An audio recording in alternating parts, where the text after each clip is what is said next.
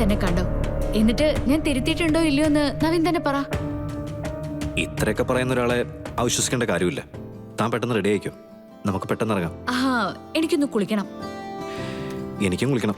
ഒരു കാര്യം ചെയ്യും, താനിവിടെ താഴെ കുളിക്കാം, ഞാൻ മേലെ ബെഡ്റൂമിൽ കുളിക്കാം. ഒരേ സമയം നമുക്ക് രണ്ടുപേർക്കും കുളിച്ച് റെഡിയായിട്ട് ഇറങ്ങാലോ. ഓക്കെ? Okay okay. പിന്നെ സമയം കളയാനില്ല, നമുക്കൊന്ന് ചുറ്റി അടിച്ചിട്ട് ഫുഡിന്റെ സമയം ഒന്ന് അറേഞ്ച് ചെയ്യണം. വേഗം ആയിക്കോട്ടെ. ആയിക്കോട്ടെ.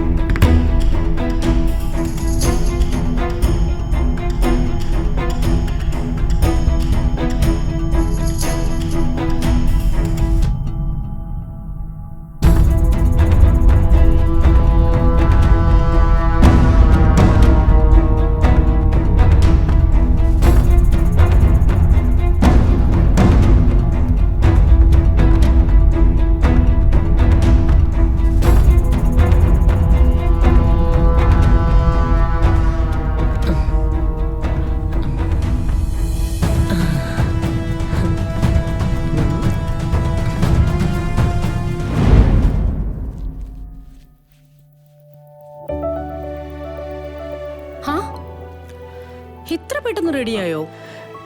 രണ്ടുപേരും പെട്ടെന്ന് റെഡിയാവാനായിട്ടെ ഞാൻ മേലത്തെ ബാത്റൂമിലെ കുളിച്ചാമേ. എന്നിട്ട് ഗാതമോൾ എവിടെ? ഗാഥ റെഡിയാവായിരിക്കാമേ. പുറത്തു പോകുമ്പോ സൂക്ഷിക്കണം കേട്ടോ.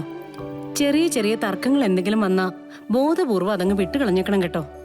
വഴക്കുണ്ടാക്കാൻ നിൽക്കരുത്. അത് അത്രേ ഉള്ളൂ അമ്മേ. നവീൻ, നവീൻ, എന്താ എന്തുപറ്റി? എന്താ എന്താ മോളെ ഇത് കണ്ടോ? ഞാനിപ്പോ ഇത് നവീനെ കൊണ്ടുപോയി കാണിച്ച ഡ്രസ്സാ. ഇതെന്തുപറ്റി? താനെന്നെ കാണിക്കുമ്പോ ഇതിന് കുഴപ്പമൊന്നും ഉണ്ടായിരുന്നില്ലല്ലോ. ഇല്ലായിരുന്നു നവീൻ. മോളിത് അയൺ ചെയ്തോ? ഇല്ല, ഞാനിത് ബെഡിൽ മടക്കി വെച്ചിട്ട് വാഷ്റൂമിൽ ഒന്ന് കേറിയതാ. തിരിച്ചു വന്നപ്പോ കണ്ട കാഴ്ച ഇതാ. കണ്ടോ നവീൻ, ഞാൻ തിരിച്ചു വന്നത് ഇഷ്ടപ്പെടാത്തോണ്ട് അവരാരെങ്കിലും ഇത് ചെയ്തതായിരിക്കും. ഒന്നുകിൽ ആ നിർമ്മല, അല്ലെങ്കിൽ ആ കീർത്തി, അതും അല്ലെങ്കിൽ ആ ഉദയൻ. പക്ഷേ അവരാരും ഇങ്ങോട്ട് വന്ന് കണ്ടില്ലല്ലോ മോളെ. പിന്നെ ഇതെങ്ങനെയാ സംഭവിക്കുന്നത്?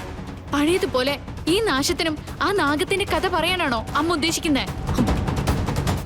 ഇതിനാരെ കൊണ്ട് ഉത്തരം പറയിക്കണമെന്ന് എനിക്കറിയാം. ഞാൻ പറയിപ്പിച്ചുതരാം. കീർത്തി, കീർത്തി, മോനെ, മോളെ, കീർത്തി, മോളെ നിക്ക്. കീർത്തി, ഘട്ടം കഴിഞ്ഞ് കീർത്തി, എടി കീർത്തി, മോളെ, കീർത്തി. ഇതാര്?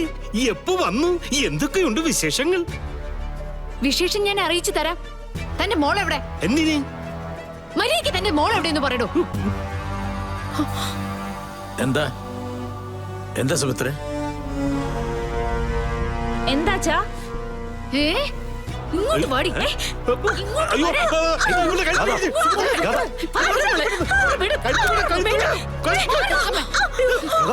അവളെ വിട്.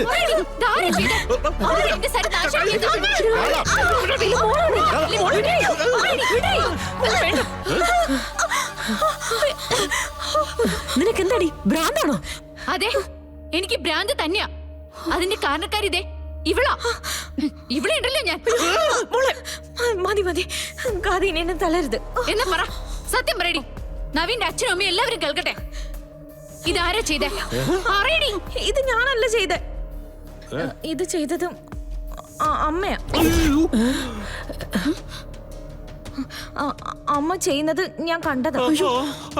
ഡീ, നീ എന്നെ ഒറ്റിക്കൊടുത്തല്ലേ?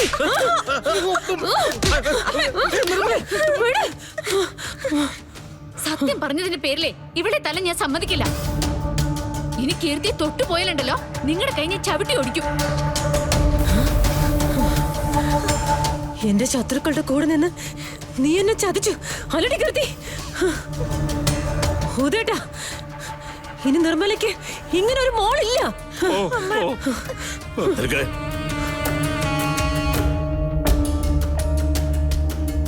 കീർത്തിയുടെ മുഖത്ത് വീണടി നിന്റെ മുഖത്തായിരുന്നു വീഴേണ്ടിയിരുന്നത്. ഇതിൽ കൂടുതൽ ഞങ്ങളെ നാണം കെടുത്താനുണ്ടോ നിനക്ക്?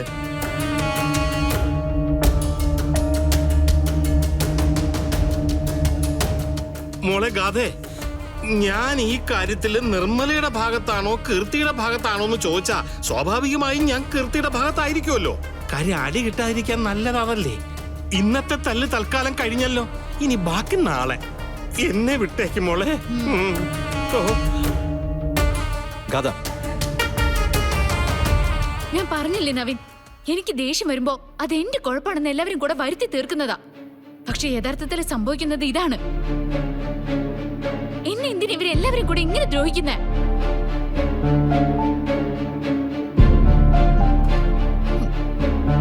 കീർത്തി, താങ്ക്സ്. ഈ ഒരു കാര്യത്തിനെങ്കിലും കീർത്തി എനിക്ക് വേണ്ടി സത്യം പറഞ്ഞല്ലോ. നമ്മുടെ കുടുംബത്തിന്റെ ഏതോ ഒരു നന്മ കീർത്തിമോളുടെ ഉള്ളിൽ കിടക്കുന്നുണ്ട്. അതുകൊണ്ടാ ഇപ്പൊ ഇങ്ങനെയൊക്കെ പെരുമാറാൻ മോൾക്ക് തോന്നിയത്. നവീനെ, മോള് ഡ്രസ് ചേഞ്ച് ചെയ്യട്ടെ, എന്നിട്ട് പോവാൻ നോക്ക് നിങ്ങള്. വേണ്ട അവൻ, ഇന്നിനിപ്പോ പോവാൻ എനിക്കൊരു മൂഡില്ല.